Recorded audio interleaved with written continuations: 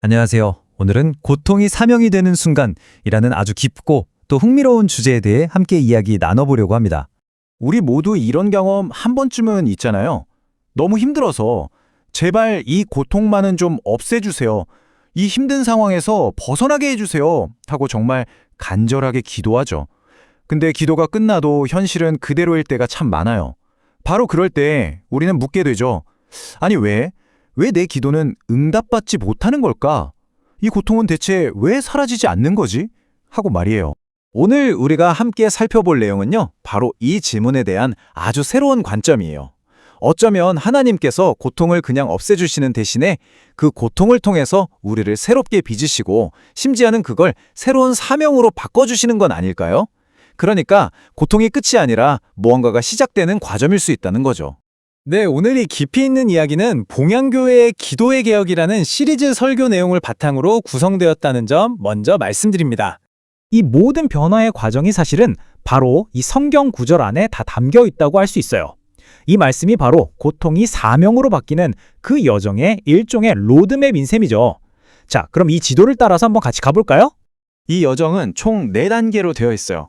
환난, 즉 고통에서 시작해서 인내를 거치고 연단을 통해 마침내 소망에 이르게 되는 거죠.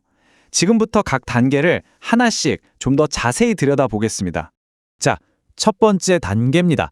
이 혹독한 시련이 도대체 어떻게 우리 안에 인내라는 힘을 만들어내는지 한번 살펴보죠. 여기서 말하는 환난이라는 단어는요, 그냥 우리가 아프고 힘든 그런 상태만을 뜻하는 게 아니에요.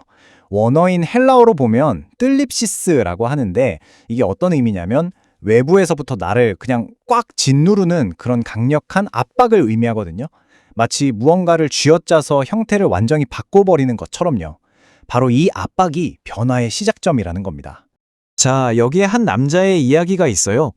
평생을 바쳐서 일군 사업이 하루아침에 부도가 나고 모든 걸 잃게 된 거죠.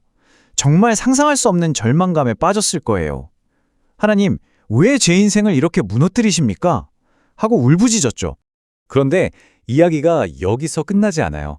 생계를 위해서 작은 공장에 취직을 했는데 거기서 아무도 돌보지 않던 외국인 노동자들을 만나게 된 거예요. 그들과 함께 땀 흘리고 소통하면서 몇 년을 보낸 후에 그는 자신도 모르게 그들을 위한 사역자가 되어 있었어요. 그리고 바로 그때 이렇게 고백하게 된 거죠.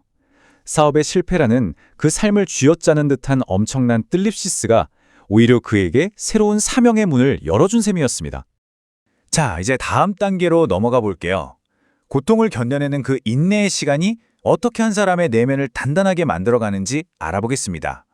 여기서 말하는 인내도요, 그냥 이를 악물고 버티는 거랑은 좀 달라요. 원어로 후포머네라고 하는데 이건 신을 전적으로 믿기 때문에 견딜 수 있는 아주 능동적인 믿음의 상태를 뜻해요. 어쩔 수 없이 참는다가 아니라 분명히 어떤 뜻이 있을 거야 라고 믿기 때문에 견뎌내는 거죠. 이 차이가 정말 중요해요. 이번에는 암 진단을 받은 한 여성의 이야기입니다. 항암 치료를 받으면서 병원에서 정말 힘든 시간을 보내야 했죠. 처음에는 왜 하필 저입니까? 하면서 절망했어요. 인생이 그냥 절벽 아래로 뚝 떨어진 것 같았을 겁니다. 그런데 여기서 정말 놀라운 반전이 일어나요. 절망 속에서 오직 자신만을 위해 울부짖던 그녀의 기도가 어느 순간부터 같은 병실의 다른 환자들을 위한 기도로 바뀌기 시작한 거예요. 이게 바로 수동적으로 버티는 게 아닌 능동적인 믿음, 후포모네의 힘이죠. 그녀의 기도는 병실을 넘어서 병원 전체로 퍼져나갔고 절망하던 환자들에게 정말 큰 위로가 됐어요. 그녀는 자신의 가장 큰 고통의 현장을 다른 사람을 살리는 사명의 자리로 스스로 바꿔낸 겁니다. 이제 세 번째 단계입니다. 인내의 시간이 빚어낸 그 결과물을 살펴볼 차례예요. 시련을 통해 검증된 인격이 어떻게 결코 꺾이지 않는 희망, 즉 소망을 만들어내는지 한번 알아보겠습니다. 인내의 시간을 거치면 연단이라는 결과물을 얻게 됩니다. 이 도키메라는 원어는요, 시험을 거쳐서 이건 진짜다 하고 검증되었다라는 뜻을 가지고 있어요. 마치 불로 단련해서 불순물이 싹 빠진 쇠처럼 단단하고 순수해진 상태, 즉 완성된 인격을 말하는 거죠. 고통을 통과한 사람이 뭔가 다른 이유가 바로 여기에 있는 겁니다. 이번에는 정말 상상조차 하기 힘든 고통을 겪은 한 아버지의 이야기입니다. 사고로 사랑하는 아들을 잃고 그는 분노와 절망 속에서 세상 모든 것을 원망했습니다. 그의 삶은 그야말로 완전히 무너져 내렸죠. 하지만 시간이 흐른 뒤에 그는 한 가지 결심을 하게 됩니다. 바로 자신과 같은 아픔을 겪는 다른 사람들을 돕기로 한 거죠. 그는 유가족 모임을 만들어서 상처 입은 사람들을 위로하기 시작했어요. 그리고 이렇게 고백합니다. 바로 이것이 불같은 시련을 통과해서 검증된 인격, 도키메의 모습이에요. 고통이 사라진 건 아니에요. 하지만 그 고통의 의미와 쓰임새가 완전히 바뀐 거죠. 이게 바로 고통이 사명이 되는 순간입니다.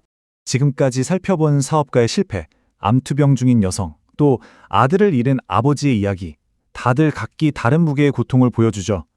하지만 이 이야기들은 사실 하나의 궁극적인 사건을 비추는 거울과 같아요. 자, 이제 그 핵심으로 한번 들어가 보죠. 바로 예수의 십자가입니다. 세상의 눈으로 볼 때 십자가는 가장 비참한 실패고 저주고 고통의 상징이잖아요. 모든 희망이 끝나는 자리처럼 보이죠. 하지만 그 의미는 완전히 다르게 해석됩니다. 인류 구원이라는 가장 위대한 사명을 이루는 순간으로 말이죠. 네, 핵심은 이겁니다. 십자가야말로 인류 역사상 가장 극심한 고통이 가장 위대한 사명으로 전환된 바로 그 자리라는 것. 앞서 봤던 사업가의 무너짐, 여성의 질병, 아버지의 슬픔은 모두 그들 각자의 작은 십자가였어요. 끝처럼 보였던 자리에서 새로운 사명이 시작됐던 것처럼 십자가는 모든 끝이 새로운 시작이 될 수 있다는 걸 보여주는 궁극적인 증거인 셈입니다. 그렇다면 이 모든 이야기들이 오늘을 살아가는 우리에게는 어떤 의미가 있을까요? 이제 이 관점을 우리의 삶에 어떻게 적용할 수 있을지 한번 생각해 보겠습니다. 가장 중요한 변화는요, 바로 우리의 기도에서부터 시작돼요. 더 이상 하나님 제발 이 고통 좀 없애주세요 라고만 기도하는 게 아니라 하나님 이 고통을 통해서 제가 감당해야 할 사명이 무엇인지 보여주세요 라고 기도하는 거죠. 이건 단순히 문제를 피하려는 사람에서 하나님의 부르심에 응답하는 사람으로의 엄청난 전환을 의미합니다. 꼭 기억하세요. 고통은 하나님의 침묵이 아니라 오히려 하나님이 일하고 계시는 작업실과 같다는 것을요. 그러니 지금 여러분이 겪고 있는 그 고통은 결코 끝이 아닙니다.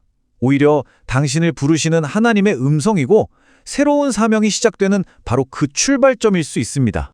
오늘 이야기를 마무리하면서 마지막으로 이 질문을 여러분께 던져드리고 싶습니다.